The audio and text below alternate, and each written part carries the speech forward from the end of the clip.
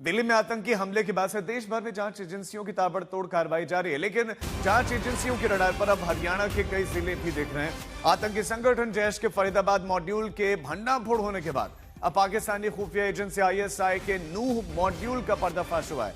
जांच एजेंसियों ने नूह से पाकिस्तान के लिए जासूसी करने वाले के आरोप में एक वकील को गिरफ्तार किया है, साथ ही उसके साथी को भी हिरासत में लिया गया है। युवक की पहचान तावड़ू खंड के गांव खरखड़ी के रहने वाले रिजवान के रूप में हुए हैं। उस पर पाकिस्तान के कुछ लोगों के साथ संपर्क में रहने, ऑनलाइन संपर्क और संदिग्ध वित्तीय लेन देन का भी आरोप है।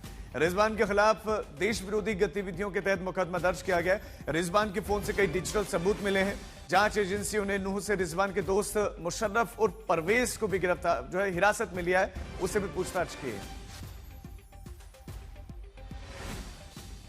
तो सबसे पहले इसमें बात करते हैं देश के खिलाफ साजिश रचने वालों की। हरियाणा के नूह से पाकिस्तानी खुफिया एजेंसी ISI के लिए जासूसी करने के आरोप में जिस शख्स को गिरफ्तार किया गया उसकी तस्वीर आप देखिए। युवक की पहचान तावड़ू खंड के गांव खरखड़ी निवासी रिजवान के रूप में हुई है।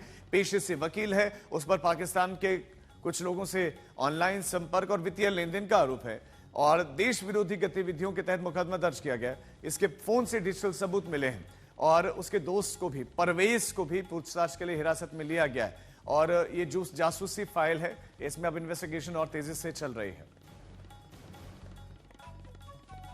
और इस खबर पर हमारे संवाददाता कमलजीत संधू हमारे साथ जुड़ गए। कमलजीत, विस्तार से डिटेल जानकारी दें और क्या क्या जानकारी आपके पास मिल रही है?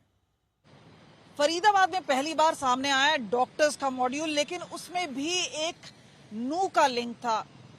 डॉक्टर उमर नबी पहुंचा था नूह और उसके बाद अब हम जानते हैं कि ISI का संपर्क में रहा रिजवान, जो कि एक एडवोकेट है। तो व्हाइट कॉलर क्राइम और खास तौर पे किस तरह से आतंकवाद और ISI के संपर्क में नूह क्यों आता जा रहा है।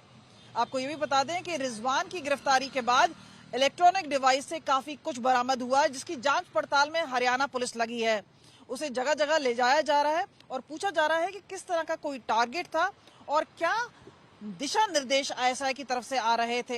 ये भी बता दें कि ये तीसरा बड़ा गिरफ्तारी है इसी इलाके से।